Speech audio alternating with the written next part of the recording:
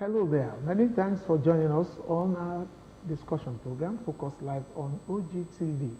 My name is Kayode Taiwo. I am your anchor on this program, and here at this time of the day, what we do here is to look at various topical issues that affect you, affect myself, affect our community, and of course national and international. And this time around, one of the major issues that Nigeria is contending with now is insecurity. Well, last year it was more of a pandemic, and along the line we still had this insecurity. But some Nigerians are now saying that it's like this insecurity is becoming a little bit beyond what anyone should just look aside. And that's why today we want to actually look at the security situation and how to come out of these challenges that we are facing through this particular situation that we have found ourselves. How did we actually get to this point? What are we actually doing to possibly get out of this situation, and possibly what do we also do to prevent this situation as it actually relates to insecurity across the country? It's just possibly the intensity that differs. Every part of the country is now facing insecurity, there is no doubt about that. So I have two gentlemen in the house. Together we shall look at various issues and prefer solutions. What I have from the academic environment, who is also a public affairs person, Dr. Shola Adeosun. It's nice to have you on our program this day. Good afternoon, my brother, my senior colleague. All right, and we also have with us in the studio this afternoon the Public Relations Officer for Police Community Relations Committee in Ogun State, and that's talking about Mr. Kunle Shodipo. How are you doing? I'm very, very fine.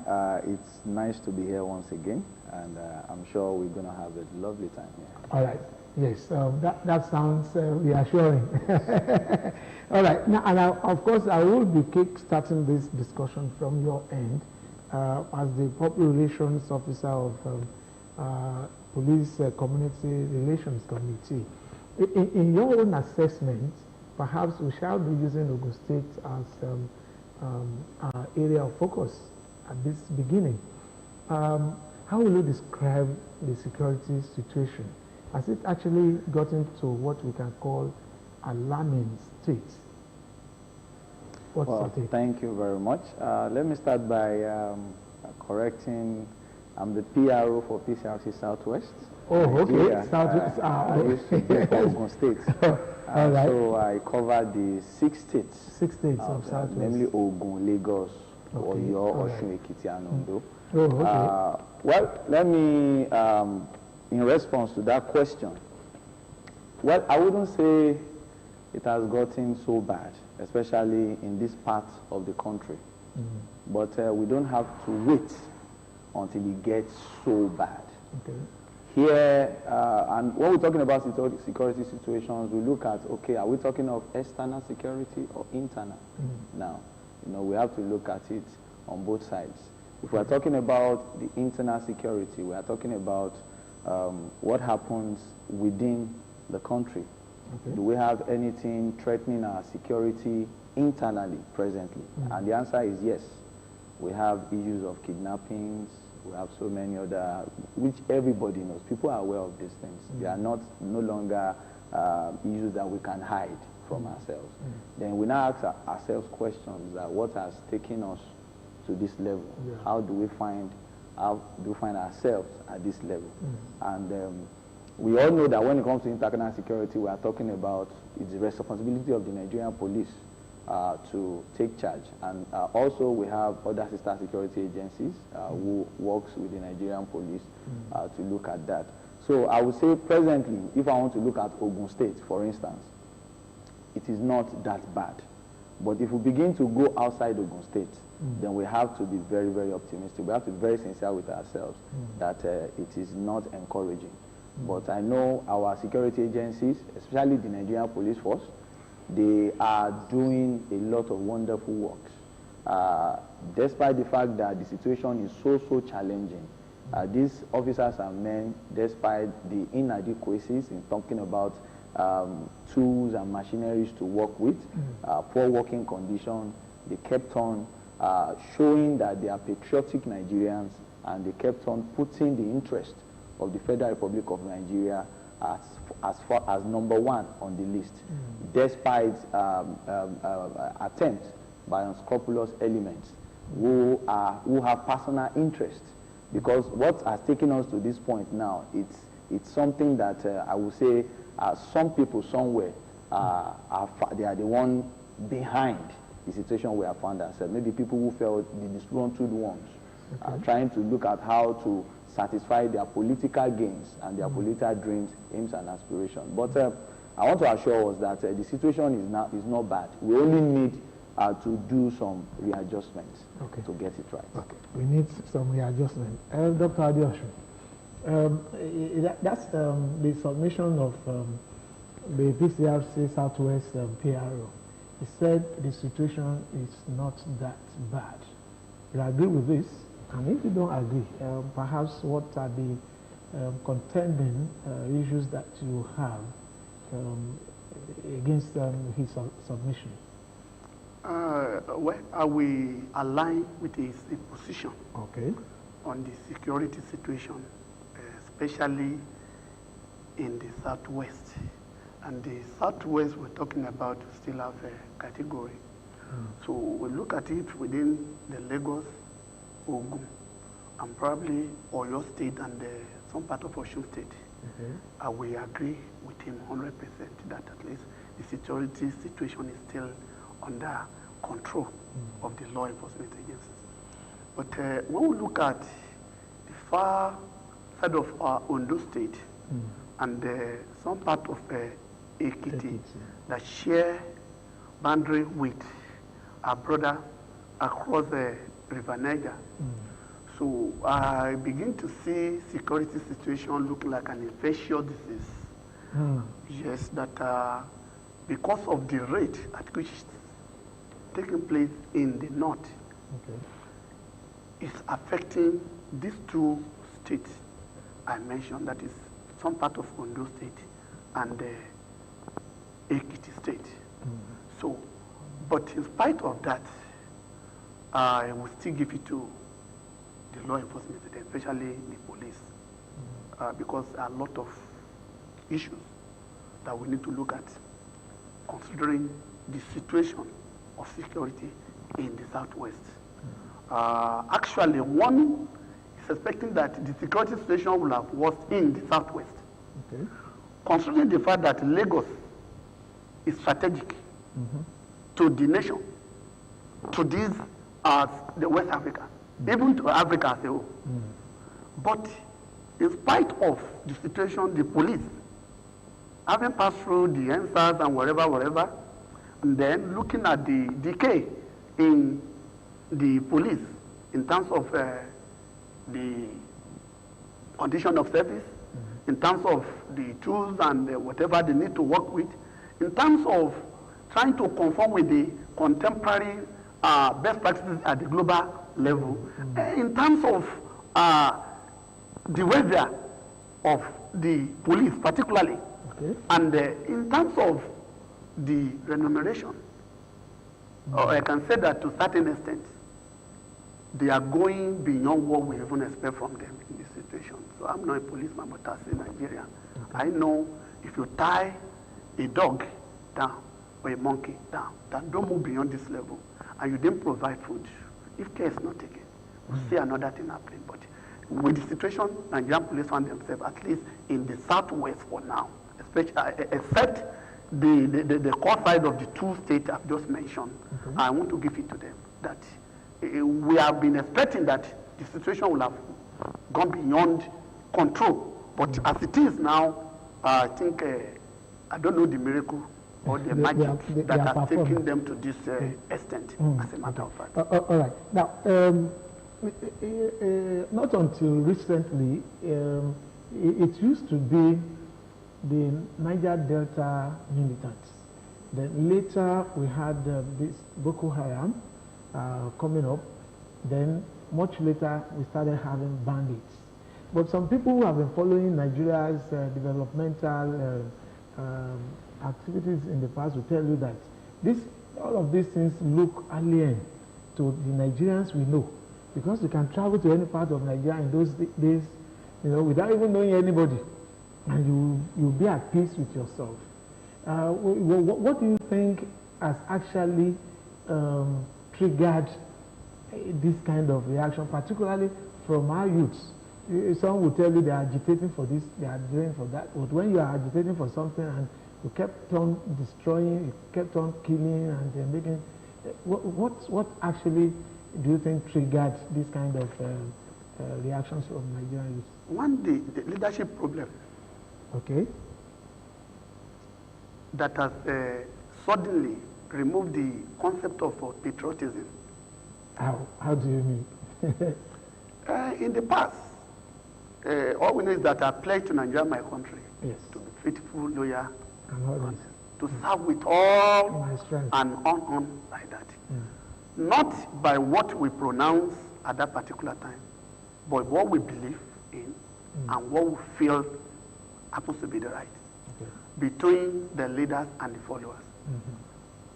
Then the concept of being contented Yeah. were in place at that particular time.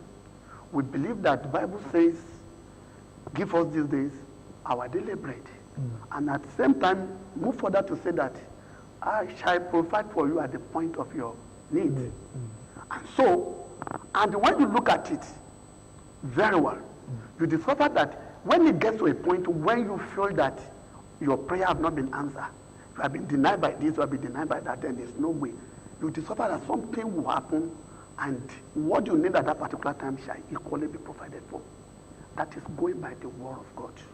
And then all the moral instruction, moral this, moral that, in our school in those days, come together to shape the way we reason and the way we relate with our fellow human beings.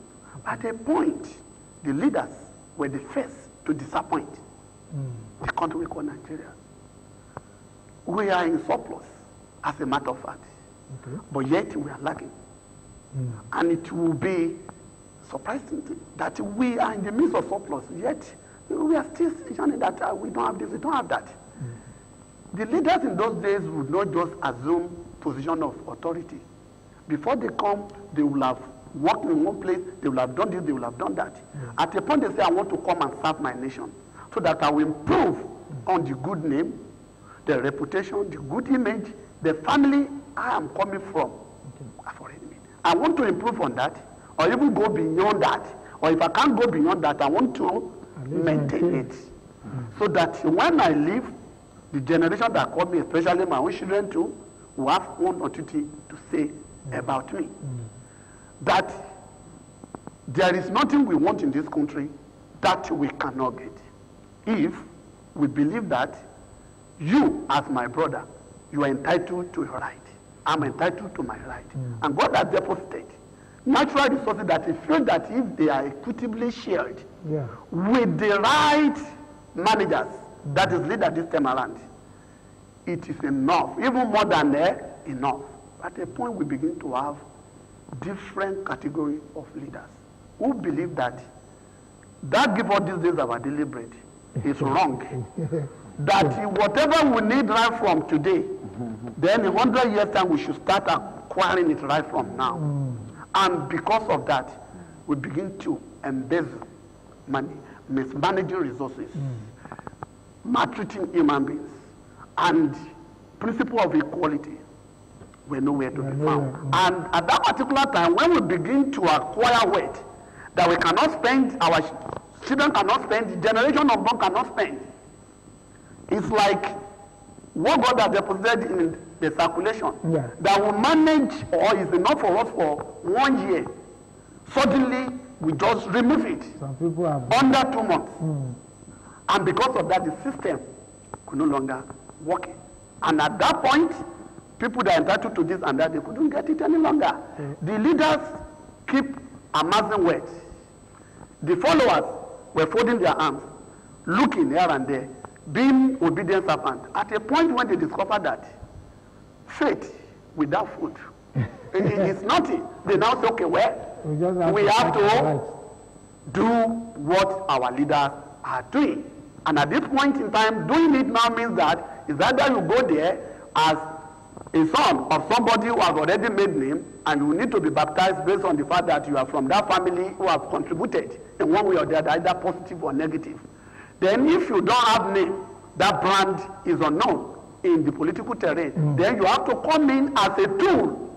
And that tool will now be either you come in as a bandit or whatever, as a thug or Boko Haram or whatever. And this is what leads to the situation we find ourselves. So it's basically that of a leadership problem. Okay, now, Kunle, yeah, that's a very long analogy that Dr. Adeosun just made. But now let's really look at the situation as it were now. That leaders were part of the problems that actually led us to this level. But when you look at where most of these searchlights turn to, those that are being accused of doing this and all of that, you discover that in most of our major cities, most of these people have always been with us. I don't think there is any Yoruba land you will not get a Sabo or a Songo, which means where Northerners are staying, because okay, don't let me use Northerners, non-indigenous are staying, because Sabo, Songo means the same thing, just like Sabongeri in the north. And of recent you hear some governors, even in the north, making noise about banditry, cattle rustlers. Last week it was Makinde or your state, and the case of Amoteco and all of that. Can we conveniently say that this problem is truly internal? That is, being this insecurity is being perpetrated by Nigerians themselves, or there is some kind of infiltration elsewhere? Thank you very much. I will also agree 100% that the situation we have found ourselves has to do with leadership. Okay. And if I'm saying leadership, meaning that our own problem is internal. I'll give an instance. Wazobia is Wazobia. Yeah. That represents the entity called Nigeria. So Wazobia is a family man. He has 3 children. And at a point, Wazobia was treating the 3 children equally. But it got to a stage that Wazobia thinks one of the children looks more like him. Okay. Looks like has more of his gene than the other 2. And he begins to favor that one. Okay. At the expense. It becomes a favorite. It becomes a favorite. Now, I want to tell you, looking at that, it is natural that the other 2 will feel they are no longer part of Wazobia. Or what is going on? Are we no longer a biological child to Mr. Wazobia? And like a Yoruba adage that says, if the wall does not crack and open its mouth, lizard cannot enter.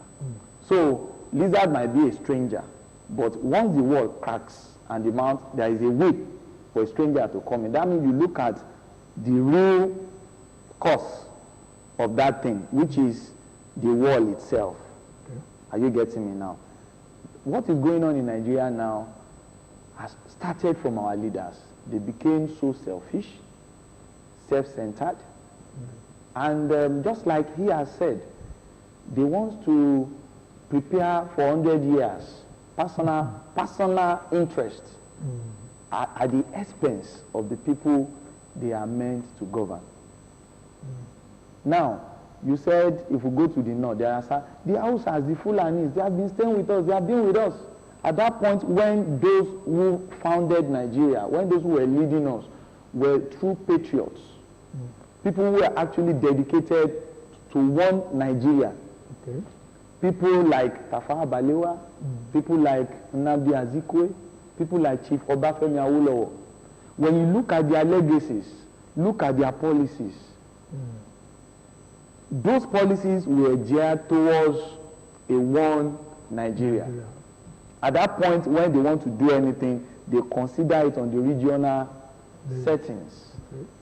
You bring your own, you bring your own. We stay at the center, and but now the system was changed, and we now brought in tribalism, religion came in.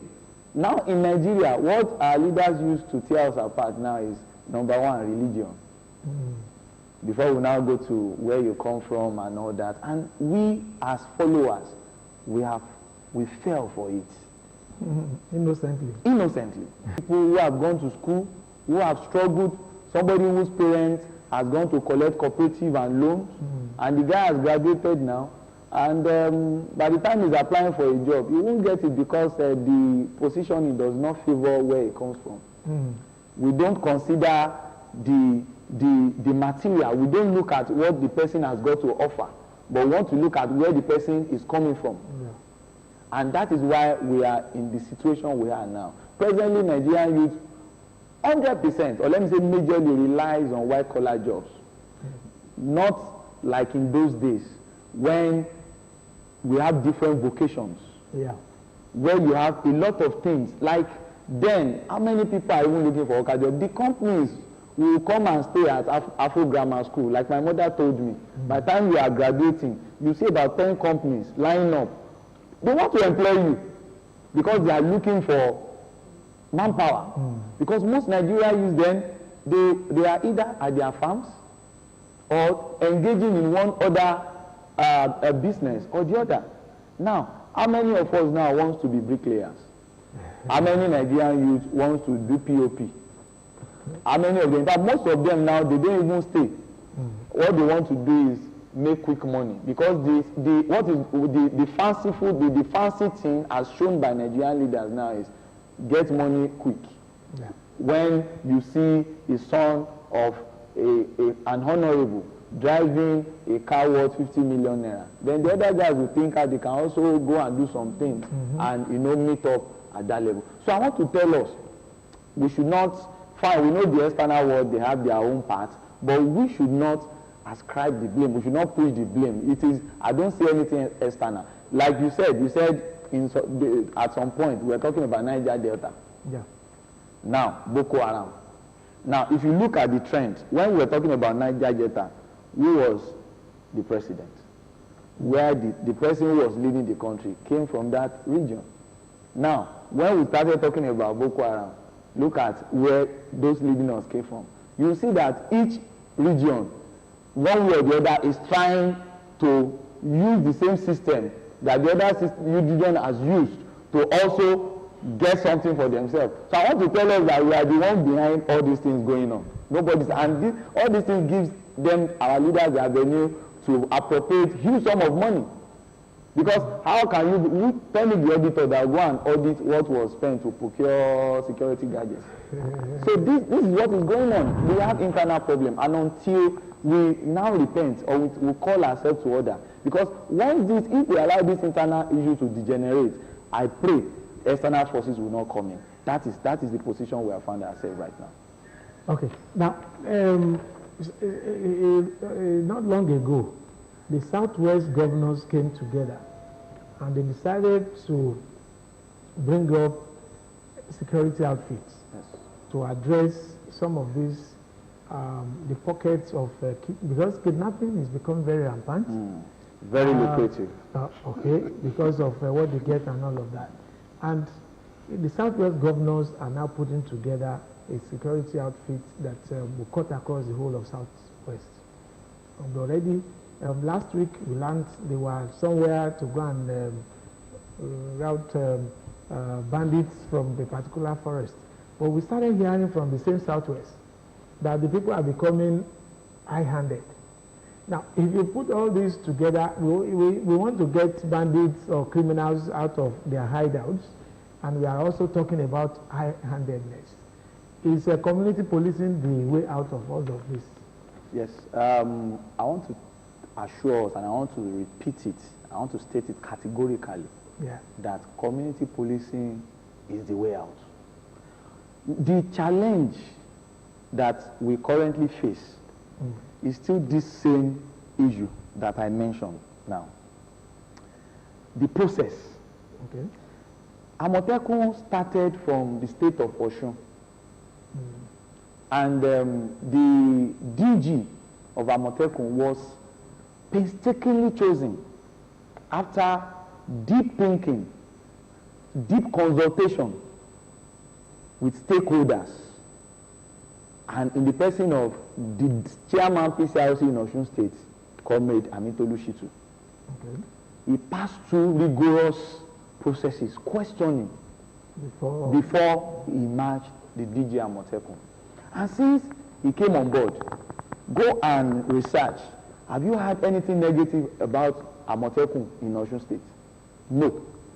What we have been hearing... Perhaps the pressure there is not much. No, it's about the pressure. They've been performing wonders. Do you know that recently with the incumbent CP, Osun State has a new CP, the former DC in Ogun State, CP Wale Olokode, now in Osun State. Do you know recently, I think day before yesterday or some few hours back, both the police and Amotekun went and saved some people from kidnappers. They arrested the kidnappers. They rescued the victims. No ransom was paid in a joint operation. Amotekun, the police, and other security agencies, because those who have been employed, those who are in charge of Amotekun in Osun State, they are the people who have passion, who understand what community policing is all about. Now, if are you saying that in some of these other states where Amotekun is in operation, yes, perhaps we have flaws there? Is that yes, I must tell us, we have flaws. Now, I was coming to Ogun State. We don't have flaws in Ogun State because Amotekun are not even taking off in Ogun State. But if you look at what the governor has done, the governor has taken his time also. I'm beginning to see the same process that was used in Osun State coming up here now. Yes, a lot of people have been asking, where is Ogun State Amotekun? But recently, a retired commissioner of police was announced as the DG Amotekun in Ogun State, and the recruitment process is ongoing.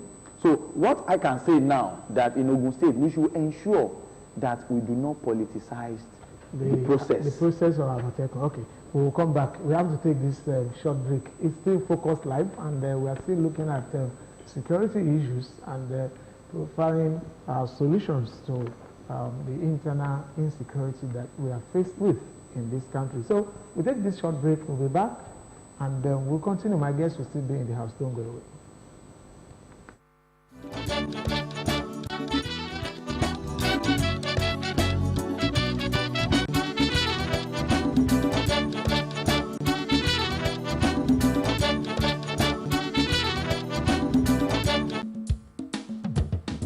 Nigerians, our fearless officers and men of the Nigerian military are winning the war against Boko Haram. Today, all occupied territories have been recovered and Boko Haram has been degraded. Our affected brothers and sisters are getting their lives back. However, they are now after you and me. In our mosques, churches, schools, motor parks, markets, entertainment centers, and public gatherings. Be vigilant. Be security conscious. Report suspicious persons, objects, and movements to the police and other security agencies. The security of our nation is a duty for you and me. Nigeria unite against terrorism. This message is brought to you by the Federal Ministry of Information and Culture.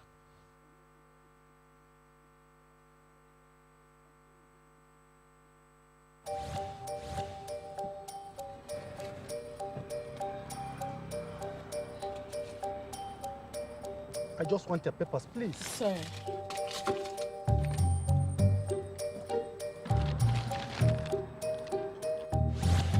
Salary don't enter. Yes, so. And Monday never even reach it. Na salary plenty, oh. No wonder I no gree collect Roger from my hand. Shut up, sir.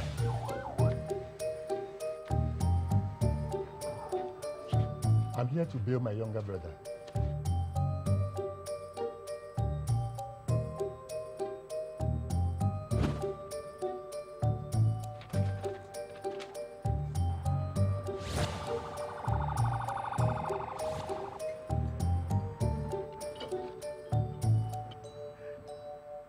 If it happen. With good laws, proper funding, training, and cooperation, if it happen.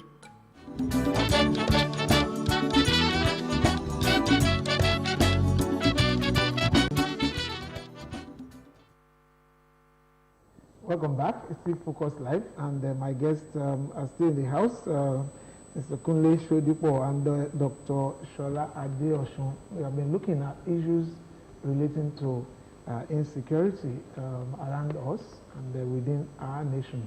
At this second leg of the discussion, perhaps we'll be looking at how we address these obvious security challenges that we have.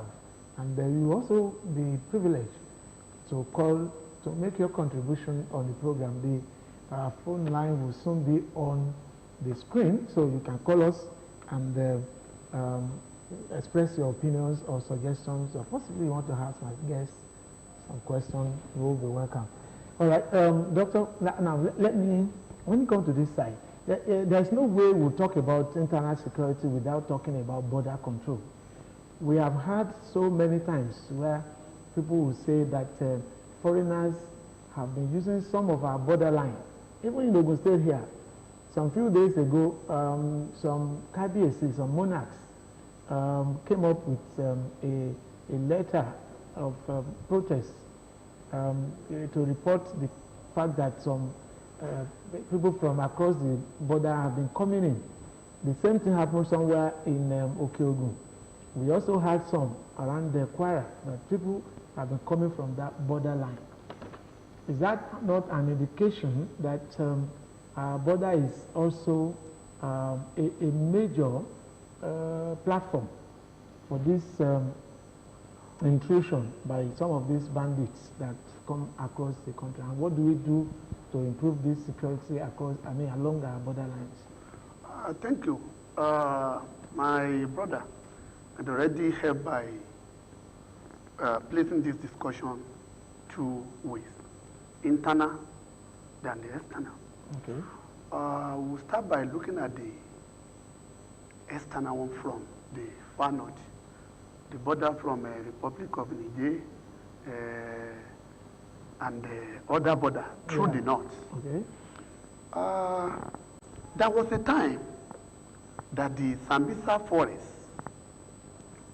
are very, very busy with the activities of the president of the Niger Republic coming in with soldiers from that country to do marvelous job on the Boko Haram.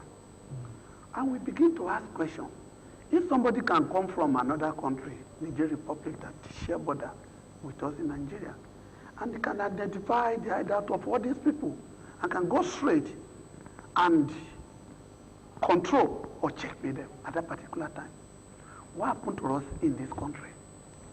They compare Niger Republic and Nigeria as a nation in terms of economy, we're more buoyant than them. We're talking about money, we have more than them. So if we talk about connection, we can import ammunition, this and that. But those people who came from Niger Republic to Nigeria, Sambisa Forest, they identified those major places where those Boko Haram. Maybe those people actually came from them, that's why they know them. So, and the question at that particular time is that, look, if Niger Republic could make such significant contribution, what happens to Nigeria as a nation? Why can't Nigerian government sit the Republic of Niger government down on the round table and say, look, what is the secret? What is the magic? What is the miracle behind that brilliant performance? That question up till now, nobody has been able to answer that question, because a lot of Nigerians actually raised that question at that particular time. It shows that, one, if we are having internal problem I feel that those neighboring countries are instrumental to our internal security in Nigeria as a country. Yeah. One being big brother in Africa, big brother in West Africa, that were endowed with a lot of things. Then it will amount to the fact that we are sabotaging the efforts of security agents in Nigeria in the first place. 2, we are benefiting seriously from internal security problem we're having as a nation. Thirdly, we are using that problem of insecurity as a country as an avenue to make more money, as an avenue to become more relevant politically. Thirdly, we are the one even working against all the efforts of all the security agents we have in this country. And so, if we are now saying neighboring countries are contributing to our problem in Nigeria, it shows that we are the one in the first place that have said, okay, we extend the hands of fellowship to you, come and help us to make our country to be more porous in terms of security. It's like we are using those neighboring countries. Among those countries, Niger, one of them, that we are seeing them as partner in crime, that we can use such country as a gun to launch attack to this country. That is the way I see it. Because when you look at the neighboring country from the north and the one from our end here, like Republic of Benin, the Shaki side and all the rest, especially in the southwest, I don't see our border more porous than those in the north. I don't see our border here giving room for those people from other countries to come and cause problem for us internally here. But when you now look at this side of the nation, then among those that have been arrested in the past and recently, how many of them are from neighboring country? How many of them are from northern part of the country? How many of them, I don't want to use the word Fulani outside this time, how many of them that are foreigner? And if they are foreigner, how many of them that are from another country entirely? Then if few of them or any percentage of them are from another country, how do they get in here? Who are they working with? Who are instrumental? Who holds them in this country? Who liaise with them? Who actually invite them? They are partner in crime or program with who and who. So, to me, the issue of border or neighboring country are instrumental to our security problem in this country. I don't want to hear it at all. Because you cannot come and operate in a terrain you don't understand. Somebody must have given me an invitation. Yeah. Somebody must have been my host. Somebody must have given me security network and apparatus. So, for example, when this country, when some Americans were trapped in the north, an American government, American country negotiated with Nigerian government that we are coming to rescue our own person because we value the lives of our own people there. Could you give us that support? They negotiated. And to our surprise, these people, they are human beings like us. They are not better than our security agents here. They came in from another country. They listened to those people that actually welcomed them here. From the intelligence report and all the rest, they went straight and they rescued that person. And somebody will now tell me, foreigners are the problem of our security in Nigeria. I don't want to believe in that. I've mentioned it that our leaders are benefiting from this crisis. What they are waiting for is a repeat of what happened in Niger Delta. When at the end of the day we say, okay, we are going to a kind of what we call amnesty. Oh yeah, bring this. At the end of the day we'll do this. Their own is evil to me, because one, we're getting something reasonable from there. As a nation, we rely on a lot of resources coming from that area. And we are saying that they have been marginalized, they have not been treated very well, and because of that, they are yearning for control of their resources. What resources are they controlling in the north presently? What resources are deposited in Sambisa forest? What resources are deposited in that far north that we are wasting life on daily basis? So to me, The issue of external coming to work with internal to cause problem for us security-wise, I don't see it as a serious challenge to our security here. We are the problem of our source. And until we begin to see this country as the only country that we have, we won't go to anywhere. Okay. Because the security people we even have here, to me, I see them as even the best anywhere, any part of the country. If they are given the right support, if they are given enabling environment to operate, if they are given free hand to operate, not a situation where somebody will be in control and another person somewhere political control as well. At the end of the day, somebody will even bend for the other. And that is exactly what we're talking about here. And at the end of the day, you discover that all the security agents that are determined to work, they won't be able to do anything because the politics behind the security issue in Nigeria is more than what somebody can imagine. Okay. All right. Now, in all of this, we just still have to chart a way through which Nigerians could enjoy Nigeria. And when you look at it, you at times you hear that this particular operation, they are here doing their bits. You hear at another place, operation they are doing, but these criminalities kept increasing. Will it be that amongst the security agencies, there is lack of synergy?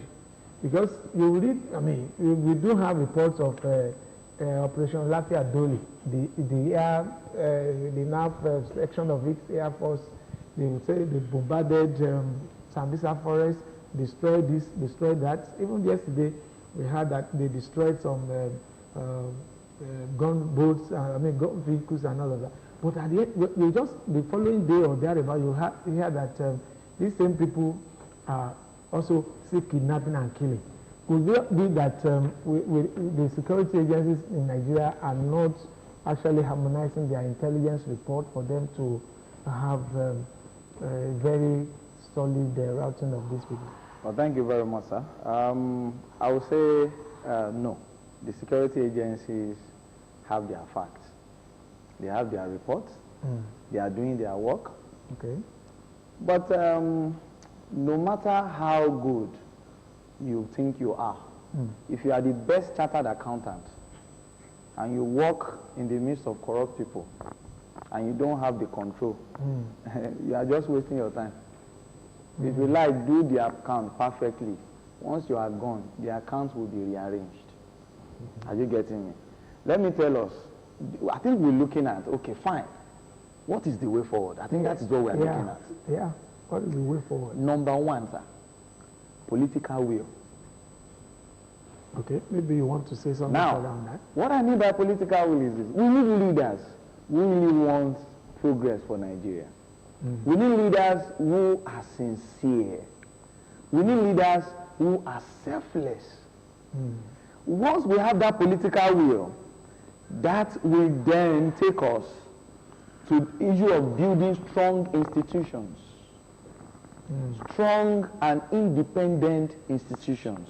Because once we have that political will, then we can now come up with new laws that will aid our institutions.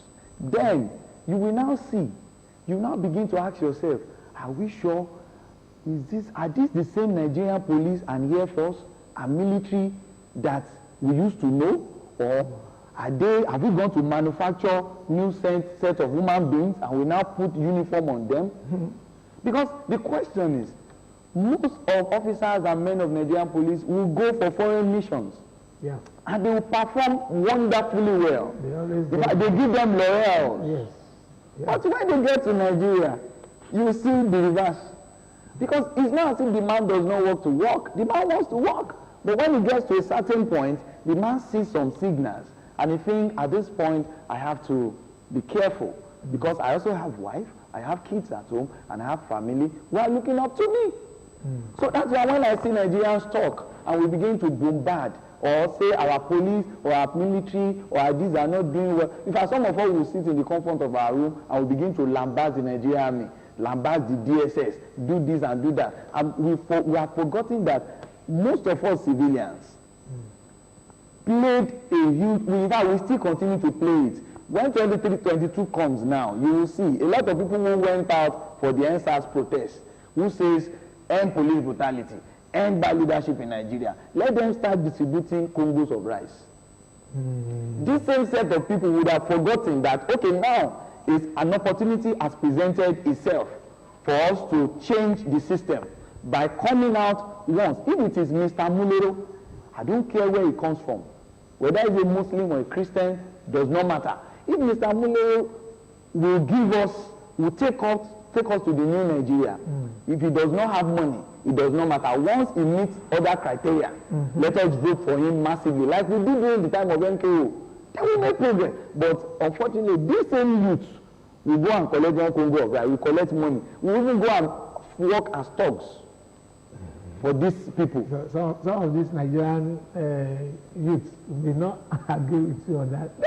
But let's just wait and see whether they will be able to prove what they have actually said in 2023. Okay, now as we begin to round up this discussion, you have suggested one of the ways through which we can solve this problem. But how do we address a situation where you mentioned community policing the other time? Yes. And in the community, some people who are disturbing the community come with sophisticated ammunition. How do you handle such things? And you don't have. The community police or they will possibly rely on native intelligence and all of that. Yes. How do we curb this, the spread of ammunition in this country? Thank you very much. You see, one of the very good ingredients that we have in community policing is that it is proactive and not reactive. Some people say the Nigerian system is always reactive, not proactive. Community policing is proactive. Oh, okay. You are talking about community Yes, policing. I'm talking about community policing now. Okay. The concept of community policing is proactive policing. Okay. Now, they have sophisticated weapons, they have everything that we don't have. But once we are able to get the needed intelligence before they perpetrate the acts, okay. we nip it in the bud. So by ensuring we have solid intelligence network, yes, we can address. We can address that. At least reduce. We neutralize whatever the enemy is planning before the enemy strikes. Okay, Dr. Adeosun, your parting shot. How do you think? What do you think we can do, if not totally eliminate this criminality, at least reduce to barest minimum? Before now, we've been having criminals in our society. Yes, and that's why I said we just need to reduce. But we just begin to see that at the point start taking a different dimension. So, but first, we've talked about the issue of community policing. Okay. That will be if the concept of community policing, in theory, will be practicalized. One problem. So that means by concept of community policing, you need to be proactive. The proactiveness we're talking about here, one, those who understand the terrain are those who are engaged. And there's nobody they don't know in that community. But the fact that they have the knowledge, the culture, the custom, the norm and values, everything we call it, help them. And by that, the leaders see themselves as part of security apparatus that, yes, security issue is not meant for police alone, it's not meant for this alone, it's collective responsibility. And so, if that is going, then politicking are that. If they want to recruit people into politics, it should be separated from the apparatus on ground to make sure that we have effective policing and security. If you are now marrying police, community policing with that of security, this is where problem lies. Because everything will still boil down on the fact that who pays the piper dictates the tune. If we are doing it with the fact that security issue is not one-man show, it requires collective effort. There is no way somebody will want to go into politics and want to miss security with politics. So if we can do it that way, then that will be the best solution and way out of this problem. Our security institutions should be devoid of political influence. Exactly. All right. Before I say bye-bye to my guests, let me just quickly bring this from Nelson Mandela about security. Safety and security don't just happen. They are the result of collective consensus and public investment. We owe our children, the most vulnerable citizens in our society, a life free of violence and fear. That's from Nelson Mandela. It is collective, and that's what my guests on the program here today are also saying, that it is collective responsibility that we take security. And it is on this note that I want to thank my guests in the house, Mr. Kunle Sodipo. I thank you so much for coming. Mr. Sodipo is the PRO Southwest of PCRC, and Dr. Shola Adeosun, Public Affairs Analyst. I also thank you for coming. Thank you very much. All right, to you guests out there, we also thank you for being part of the show today. Next week is another time on Focus Life, where we'll be bringing you another fresh topic for discussion. Until then, I leave in the hands of Almighty God. Bye-bye.